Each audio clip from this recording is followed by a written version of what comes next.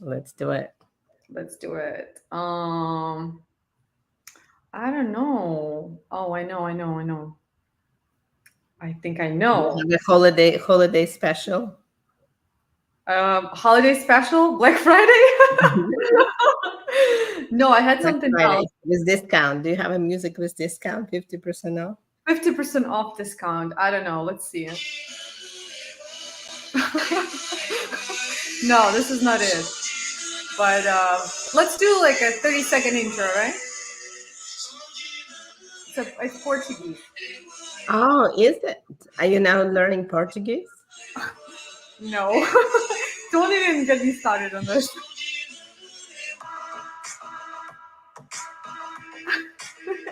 Cool. I haven't heard it.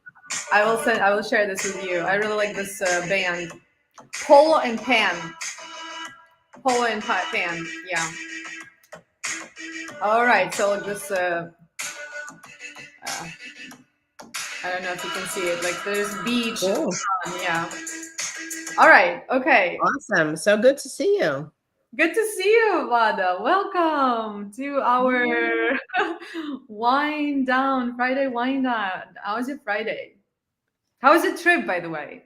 Yeah, the trip was amazing. Madrid is really one of my top places now. It's extremely beautiful.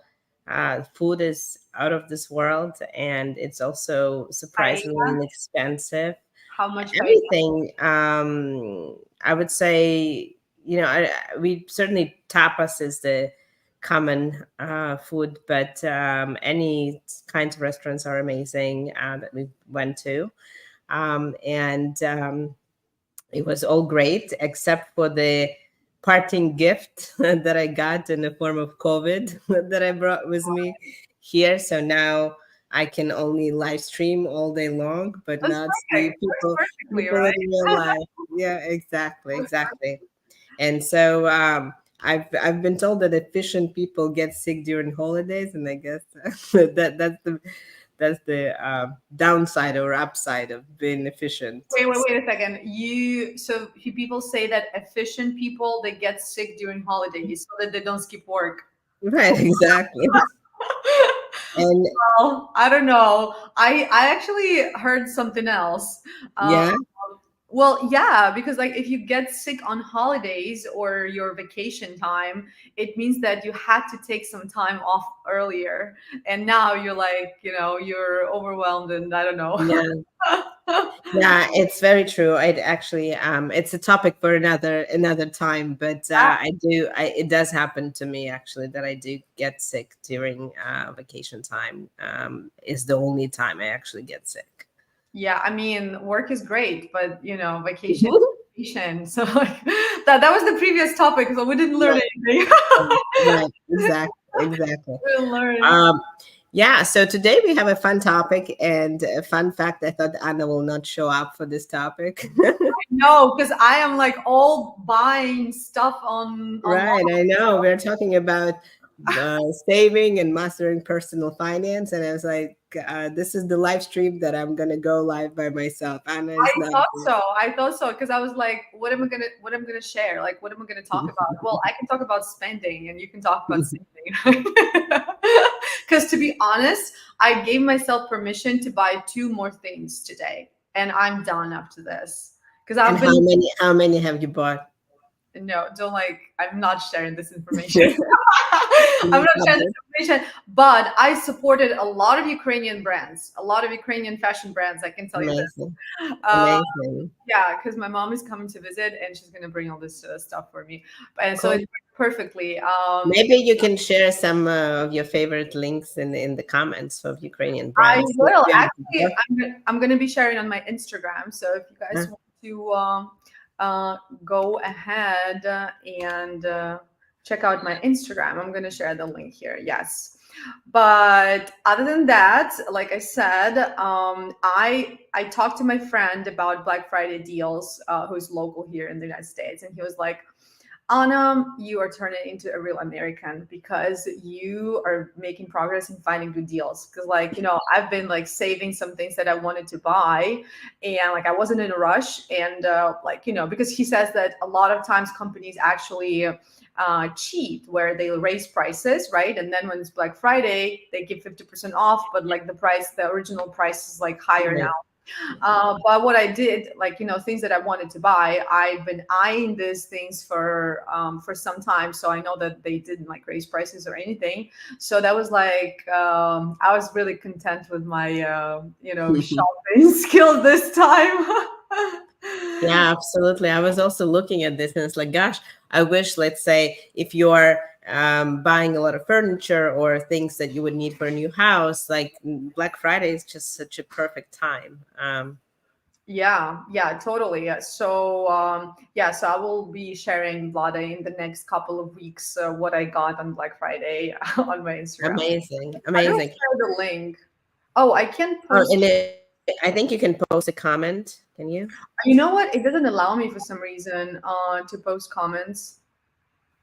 Hmm, Hmm. that is weird. We can Um, post it maybe after the live stream on that. yeah, yeah, let's do that. Fantastic. Well, I have to confess that despite having a Wharton MBA and a bachelor in finance, I was so bad with personal finance for a very long time. And I don't know what it is, but this has always been a subject that I wanted to avoid. It's just um, the same discipline that I had around company budgeting and planning and actuals versus plan and deviations and building models just didn't apply to my personal life at all, even zero, right? And so it's it's kind of crazy, and I've been talking to some friends about it, how people actually leave the budget and have a very defined way to think about categories and where they spend. And that's something that I started doing very recently, and it actually gives You you a started lot of. doing You I started. started, You said, yes, "Oh, I wow, started I want to doing hear this. more." Yeah. And so I just, it's crazy, right? If with all my finance degrees, I wasn't doing it, I bet there are many people out there who are not doing it either. And I do see that it actually gives you a lot of freedom to plan. So one handy app I found is called Rocket Money. There are a number of those. It Mhm. allows you to connect all your bank accounts, investment accounts, anything that you have, and then What's it every called again? Rocket Money? Rocket Money. And I think it's maybe like $10 a month, something like that. But what is cool about it is that you can actually see all your different categories of spend across all your different accounts. If there are transactions that are not recognized, you can define what they are. It also helps you get rid of all these recurring charges. When I started using it, I What do found you that mean by recurring charges? like subscriptions, right? Like Netflixes and a Oh, variety gotcha. of Okay. other So like things. I've it tells you if you have like the same, like if you're paying for Netflix and Hulu, for example, like, and it tells you like pick one or something. Is that what it does? Well, yeah, so it will tell you all your subscriptions in one go, which is great because no bank actually does it in a simple way. So you can see all Yeah. your recurring charges. You can also, they will also tell you where they can lower your bill and where you're overpaying relative to their customer set, and they you can allow them to negotiate for you, and they've gotten a few of my bills lower, like internet and cell phone. Oh my God, I need to do this for my internet and for my internet. Yeah. Because I was arguing with AT&T. I was like, why are you increasing my bill all the time? Right, exactly, because they have all these promotions and then there are hidden fees and then you sign up one thing and then there's something else. So Yeah. I really like that. I also like that. Try it. I'm gonna try it. Rocket Money. Okay. Yeah, that it gives you more control. So you can actually see different categories. And so, for example, I was honestly surprised how much I'm spending between Lyft and Uber. Given that I have a car, I'm spending a lot more than I thought. But when it all adds up as a category, you can kind of start seeing and being more mindful, right? I think at the end of the day, and one of the first books that actually made me change my um, I will teach you to do it. attitude here is I will teach you. Wait. Hold it. I'm gonna take a picture and post it. All right. So it's actually, there is a Netflix series. It's a really kind of a dummy 101 personal finance book. It's super easy to read. What are the three takeaways for you from this book? Well, number one takeaway is compounding is everything, right? So even if you are maybe in a job right now where you don't make a lot of money, you can still save some money, and over time, if you So saving is key, saving regardless is of how much it is, but like saving 10% ex- of whatever you earn, that's key. Okay. exactly, so saving is absolutely key, and um, it compounds over time, right? And so the earlier you start, the better. The other big aspect here is a lot of the um, biggest banks actually pay the lowest fees on saving accounts and things like that. So there are my second big takeaway was that you don't need necessarily a fancy money manager or anyone like that, or necessarily have to lock down your money for a long time. There are a number of instruments, and so the Ramit here, he argues for um, Vanguard index funds or retirement funds, actually, that you can find them very easily. It's already a balanced portfolio relative to your age and when you plan to retire. It doesn't mean that the money is locked down there. So you can move the money around, and it's not, there is no penalty. It's not like a 401k, right? So it's just a way the portfolio is structured, unless you're really professional and you can pick stocks individually. You are always better off with something that is very diversified. And so these retirement funds, they just represent different profile of stock versus bonds split. And in general, there is actually a joke about investing that I like, that the people who did the best with their investments are the ones who forgot password to their investment account. Well, I mean, this is dangerous. I was just thinking about crypto. You know, if you have a crypto investment, you forget your seed phrase, well, which is technically a password in crypto world, you are fucked. I mean, this is not a good thing because, like, yeah, you can't get access to your funds like ever. But yeah, if you're like doing, Yeah, the bottom line is that if you think about sort of the funds, it only works in the long term, right? Because in the short term, there are going to be a lot of fluctuations, oh but yeah, stress too. the, yeah, but the long term returns of stock is around 9% annual rate.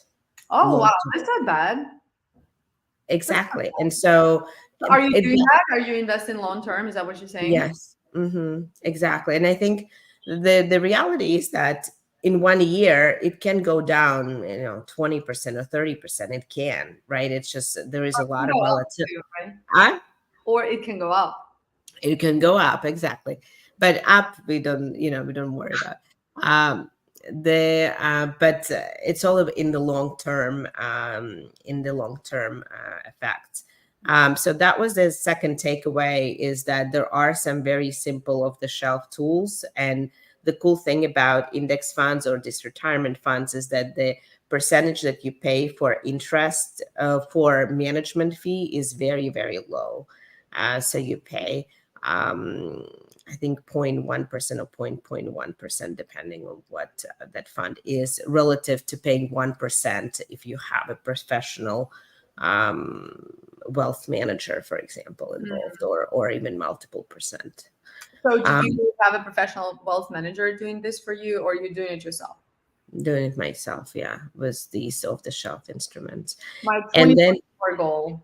uh, My yeah, 2024 goal to get more literacy on finances. yeah, and I listen, I think that it's cool to pick stocks and say, oh, I do this and that. But unless, in my view, if you do it for a living and you really spend a lot of time really studying individual stocks, you're better off with fully diversified portfolio. And the same, frankly, applies. I get a lot of questions about startup investing, given my background and being, part of the community. And I think that's another area where it's all about diversification as well. Yeah, yeah. So about the company of Vlada, for I mean, Class Tech is definitely big company. So how did you like? I'm curious when you started off as a startup, right? So what was it like for you to do like finance planning and budgeting, and when you were startup, let's say the first 2 years probably, or like I don't know, I'm curious like to know when it changed the way you were like doing finances for a startup, and then like how many years in you started doing things differently. Yeah. I think I always had budgets. I always had plans, and I think until we had a senior team, probably about 2 years in, um, it was effectively formed by me and my co-founder in terms of major areas, and we had a somewhat simpler model, perhaps. But once you start raising funds, obviously investors expect certain level of sophistication when it comes to your financial model. So we did have a solid financial model. We also, I would say, for the first 2 years, which was silly in hindsight, we didn't have a good bookkeeper, so we were bookkeeping uh, Yourself. for taxes effectively. So every year for tax purposes, we'll go through all of the that whatever we had in the bank account. So that wasn't as effective. And probably about 2 years in is when we started having a proper team. We got um, um, CPA or funding, yes, and we actually to date had a part-time CPA that tracked all of the spending. I also enjoyed, for example, using Brex, which is a great. I think there is a Mercury and Brex. They're both kind of financial technology companies, which were really cool because it allows you to give people different cards, and they have really strong rewards program um, that are very helpful to startups when you're trying to save. They also have for the folks who raised money. The obviously after what happened with SVB, that's a Mhm. new risk that nobody ever thought about. But what's cool about this financial technology companies is that they use multiple banks, and so effectively they allocate your funds appropriately, and then they also have investment options there as well. So I would say certainly I built my first model, had some plan, but it wasn't as robust as once we started having team in place. And so once we started having a team in place, we had obviously an annual budgeting process. And so annual budgeting process started from my kind of what we call BHAG, a big, hairy, audacious goal, and usually it was a triple, a double, or something bigger. You were like you would have this like big hairy goal, financial goal, and then in order to achieve this goal, you were like breaking it down. Like let's say you want to do 1 million in revenue like this year, and then you're like breaking it down. What can you actually do to get to this 1 million? Is that what you did? Is that how you did? Like you decomp? What is it called? Decomp? Decomposed. Decomposed, right? Yeah, you decompose the goal, right? Is that? Yeah, yeah, exactly. And because we had several revenue streams and we had folks on the leadership team that represented those revenue streams, so each of them would then sort of get roughly their goal, and then they would go back and say, okay, I need these resources. And actually, folks didn't push back as much as I thought they would on those goals, because sometimes they were pretty crazy. But What do you mean? Like you mean they would like fulfill the goals? Like they were Well, I mean, whether they fulfilled or not, that that you would know a year from that point, or at least some period of time. But in terms of actually establishing the goals, and Oh, you uh, mean like they were very ambitious with their goals? Mm. yeah, yeah, yeah, they didn't quite push back. But I did know. I think it's one of the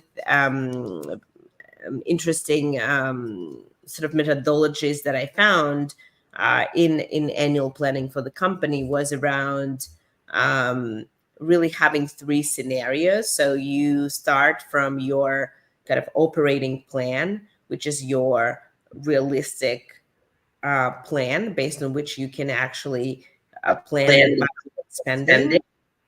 And then from there, you can have a upside plan and And optimistic plan, right? Sort of kind of having, I think it's called, I forgot the exact ratios right now, but the idea is that you effectively haircut your um, revenue quite a bit in your operating plan, and but at the same time you have those upside plans as well. And so as you work with the team, you obviously want to incentivize them to get to that upside plan on the top line while spending as you have in your operating plan. And so that protects your bottom line, because obviously as a fast growing company, the main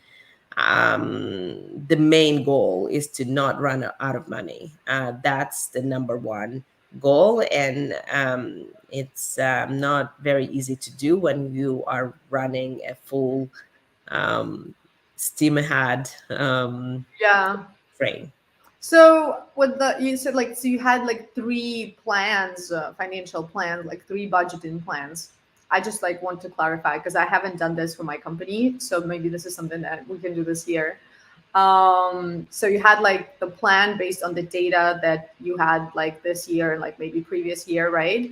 And then you had the second plan, which was like with the like audacious, like a hairy goals, like bigger, you know. And then the third one was what?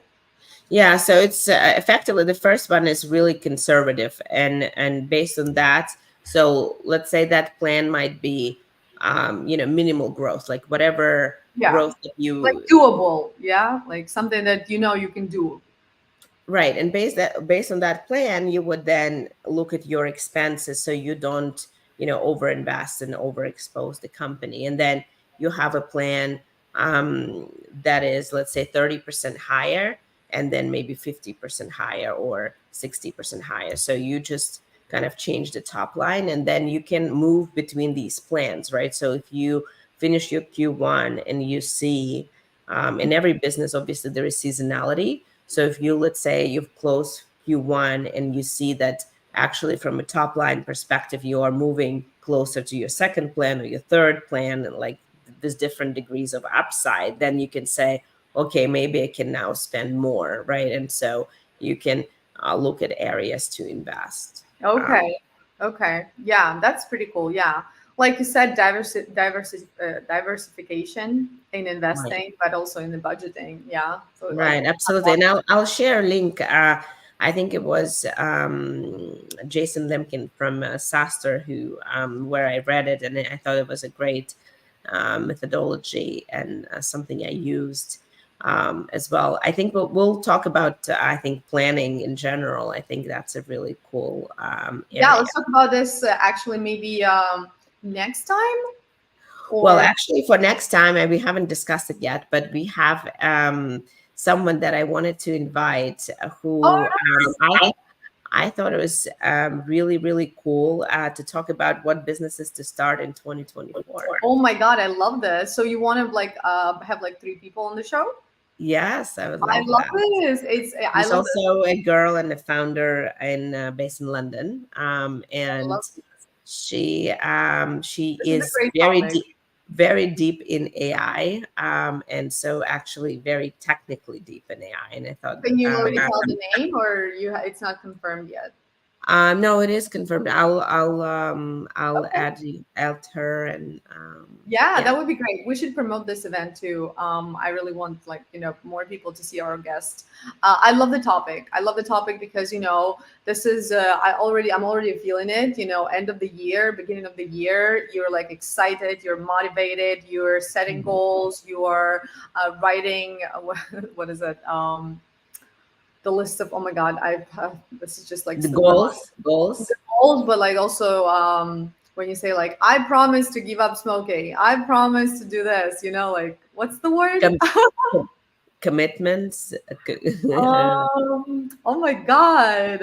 Mhm. No, anyways, yeah. Well, goals, right? So I'm already feeling this, and I feel like a lot of people are gonna get into the state where, okay, so this is the year when I'm gonna finally do this. And I feel like talking about what businesses to start in 2024 is perfect timing because we can share our perspectives, and our guests will share her perspectives, and hopefully we will help some people to figure out what they want to do in 2024 and make really 2024 that special year in your life. Yeah, and I'm curious also to see, I haven't talked to you about your goals for 2023 or 24. Yeah, yeah, yeah. That would be great to discuss. Absolutely, absolutely. And it's funny, I keep admiring my green hair. Yes. Because of my face being green with COVID, I am admiring my green hair. So green showed up somewhere. It Somewhere. is so dark in Miami today. It's so gray that my ring light doesn't really help me. You see, I'm like, my background is not. I mean, I don't have enough light, even though I'm sitting in front of a big window. But still, it doesn't really help. I don't like these gray days in Miami. Really, this is not why I moved here. So Stop going back to the topic, what I did want to say is I think that being smart with spending, spending. it's It's not not about about not not spending, spending. it's just knowing what really brings you joy Yes. and happiness and spending on those things, but then being savvy and smart about just not overspending on things that are just wasteful without any upside in your mood or in your version of yourself that you want to be. So I think that's really it's really the secret. And another book actually that I would recommend if to my younger self is the What's your recent read? uh, That is your recent read, I think. No. yeah, it is. It is the house Tell me about hacking it. strategy. It is there is in general this really cool company, Bigger Pockets. They're all about real estate. But what is really cool about this book? I wish I read it when I was maybe in my early 20s, and No, you wouldn't read it in your early 20s. yeah. You had other ambitious and hairy goals, and Yeah, yeah, probably. But the reality is that if now we look back at the prices, right, especially in Miami, it's insane, right, how much real estate prices have grown. And in most areas, they have just, the pace of growth is just crazy. And so, effectively, what this book is about is how you can actually live in part of whether you buy a duplex or maybe it's an apartment where you can sublet, but effectively how to turn your investment into profit generating investment. And of course, once you have family and kids and whatnot, that becomes more challenging to do all sorts of house hacking. much to learn. Well, now you can fulfill your wish with your daughter. She's not Yeah. 20 yet, but you can Right. Exactly. definitely add it to your agenda of recommendations. For Yes. And fun fact about this, she actually does listen to me, and everything I teach her, she then uses back on me. So for example, just to give you something funny to close off, I tell her that there is no word in our vocabulary that is a try, right? We either do or don't do. you. Um, and so now Strict mom. I was Mother Robbins. yeah, I was away in New York, and so she, was trying to get in touch, and I said, "Okay, I'm gonna try to call you." And she said, "Remember, there is no such thing as try. You either call or you don't." Oh my God, look at So, her, smart girl. Yeah, I just want to to second what you said about spending and investing.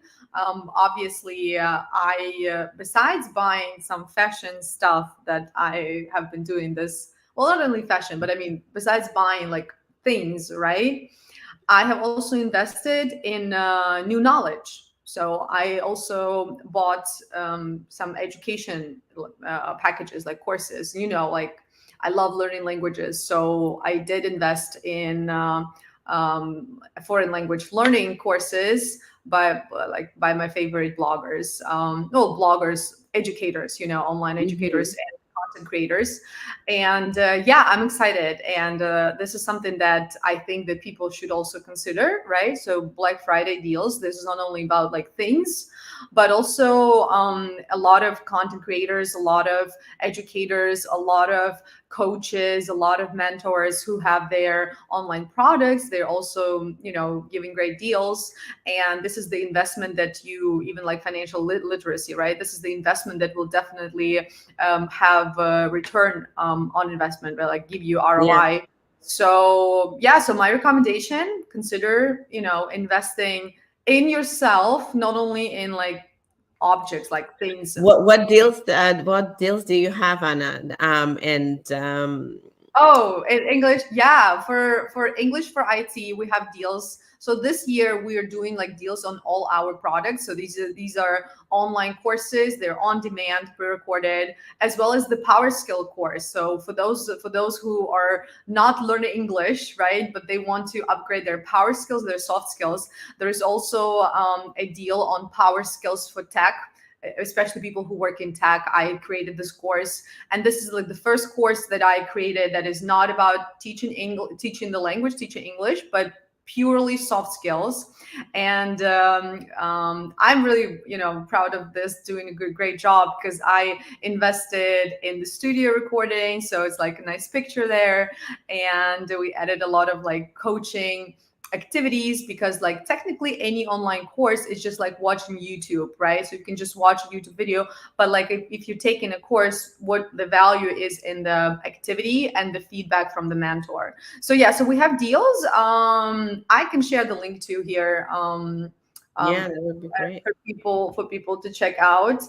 But yeah, definitely, I personally, um so like I said, I like languages, so I'm learning Spanish, and I really like one of these content creators. Her blog is called Hello French, and but like her products. So this is like a booklet where you learn or revise, let's say, basic French and also culture. So what I like about her product, that she doesn't just like teaches French, but she is teaching culture, French culture. So I'm excited to dive into that. Anyway, have you bought anything, Mada? Have I bought? Yes, I bought a suit. And I have to say that I was so it after moving to Miami, it's also a big saving for your wardrobe because you only need summer clothes. And so now I was, for a few days in Madrid, and even if I wanted to buy something, I couldn't because it was all winter clothes, and I was like, I don't really need that. So that's a big saving right there. Yeah, so Miami actually helps you save money, right? So guys, move to Miami. Yeah, definitely. I agree with you. And this is perfect. You just yeah, Miami's great. I was today. I attended girls' brunch earlier today, and we were all talking about how amazing it is living here. So I'm so grateful. Yeah, it was Thanksgiving yesterday, so I'm really grateful that I live here. That is pretty cool, pretty dope. Alrighty, ready to wrap up?